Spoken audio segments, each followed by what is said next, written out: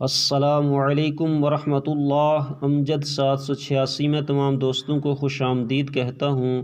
دوستو، آج میں آپ کے سامنے نوویں روزے کے بہت ہی پر اثر وظائف لے کر حاضر ہوا ہوں، تو آپ نے ان وظائف کو غور سے سننا بھی ہے، اور سننے کے بعد اپنے دوستوں اور رشتہ داروں سے اس کو شیئر بھی کر دینا ہے تاکہ وہ بھی ان فوائد کو حاصل کر سکیں۔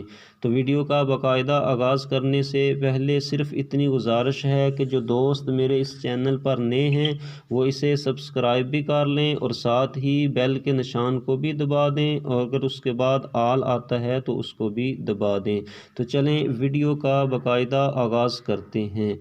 بعد از نماز فجر یعنی فجر کی نماز کو ادا کرنے کے بعد سورہ توبہ کی آخری 2 آیات کو آپ نے 11 مرتبہ پڑھنا ہے۔ وہ آیات یہ ہیں: بسم اللہ الرحمن الرحیم، لقد جاءکم رسول من انفسکم عزیز علیہ ما عنتم حریص علیکم بالمؤمنین رؤوف الرحیم، فَإِن تَوَلَّوْا فَقُلْ حَسْبِيَ اللَّهُ لَا إِلَٰهَ إِلَّا هُوَ عَلَيْهِ تَوَكَّلْتُ وَهُوَ رَبُّ الْعَرْشِ الْعَظِيمِ۔ تو یہ نماز فجر کے بعد آپ نے یہ وظیفہ کرنا ہے۔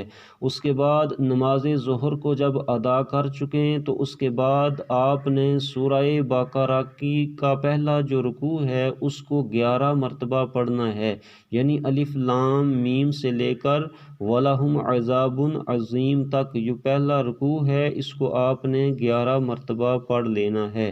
جب آپ عصر کی نماز کو ادا کر چکیں تو عصر کی نماز کو ادا کرنے کے بعد سورہ آل عمران کی آیت نمبر 26 کو آپ نے 17 بار پڑھنا ہے۔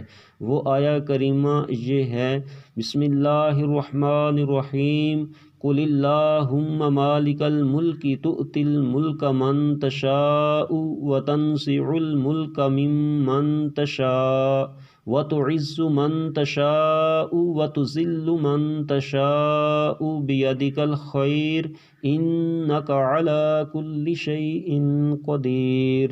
تو یہ تھا عصر کی نماز کو ادا کرنے کے بعد کا وظیفہ۔ اب آپ نے جب مغرب کی نماز کو ادا کر لینا ہے تو مغرب کی نماز کو ادا کرنے کے بعد سورہ بقرہ کی آخری جو 2 آیات ہیں ان کو آپ نے 11 مرتبہ پڑھ لینا ہے۔ وہ آیات یہ ہیں: بسم اللہ الرحمن الرحیم، آمن الرسول بما انزل الیہ من ربہ والمؤمنون، یہاں سے شروع کر کے آخر تک فانصرنا علی القوم الکافرین، یعنی سورہ بقرہ کی آخری جو 2 آیات ہیں ان کو آپ نے مغرب کی نماز کے بعد 11 مرتبہ پڑھ لینا ہے۔ تو اس کے بعد جب آپ نے عشاء کی نماز کو ادا کر لینا ہے یعنی نماز تراویح کے بعد، تو آپ نے صلاۃ الحاجات کے 4 نفل پڑھنے ہیں۔ تو صلاۃ الحاجات کے جو 4 نفل ہیں ان کا بھی آپ کو بہت سارا فائدہ حاصل ہوگا۔ یہ 4 رکعت نفل قضاء حاجت کی نیت سے آپ نے پڑھنے ہیں، اور ان کو پڑھنے کا جو طریقہ کار ہے وہ اس طرح سے ہوگا کہ پہلی رکعت میں سورہ فاتحہ کو 1 بار اور سورہ اخلاص کو 1 بار پڑھ لینا ہے، اور اس کے بعد پھر 100 مرتبہ آیت کریمہ آپ نے پڑھنی ہے، یعنی لا الہ الا انت سبحانک انی کنت من الظالمین۔ تو یہ آیہ کریمہ آپ نے 100 بار پڑھ لینا ہے۔ دوسری رکعت میں سورہ فاتحہ کو پڑھنے کے بعد پھر سورہ اخلاص کو پڑھنا ہے۔ سورہ اخلاص کو 1 بار پڑھنے کے بعد پھر آپ نے 100 مرتبہ یہ آیہ کریمہ پڑھنی ہے: ربی انی مسنی الضر وانت ارحم الراحمین۔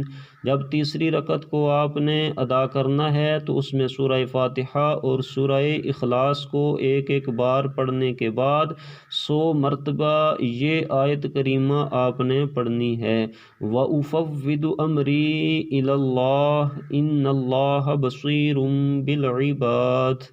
اور جب چوتھی رکعت آپ نے پڑھنی ہے تو سورہ فاتحہ اور سورہ اخلاص کے بعد 100 مرتبہ یہ 2 آیات آپ نے پڑھنی معنی ہیں۔ حسبنا اللہ و نعم الوکیل، نعم المولا و نعم النصیر۔ تو یہ 4 رکعت نماز آپ نے قضاء حاجات کو اس طریقے سے ادا کر لینا ہے۔ تو اس کا فائدہ آپ کو کیا ہوگا کہ نماز قضاء حاجت کے بعد حضور دل کے ساتھ یعنی پوری توجہ کے ساتھ حضور نبی پاک صلی اللہ تعالی علیہ وسلم کی ذات مبارکہ پر 100 مرتبہ درود پاک پڑھیں، اور اس کے بعد جو بھی آپ کی حاجت ہو وہ اللہ رب العزت سے مانگیں، انشاءاللہ آپ کی وہ حاجت پوری ہوگی۔ تو ہم دوستو یہ تھے 9ویں روزے کے چند وظائف جو میں نے آپ کے سامنے ہر نماز کے جو وظائف تھے وہ آپ کے سامنے پیش کیے ہیں۔ تو امید کرتا ہوں کہ آپ کو یہ ویڈیو ضرور پسند آئی ہوگی۔ ان وظائف کو خود بھی کریں اور اپنے دوستوں اور رشتہ داروں سے بھی اس کو شیئر کریں تاکہ وہ بھی ان وظائف کو کر کے فائدہ حاصل کر سکیں۔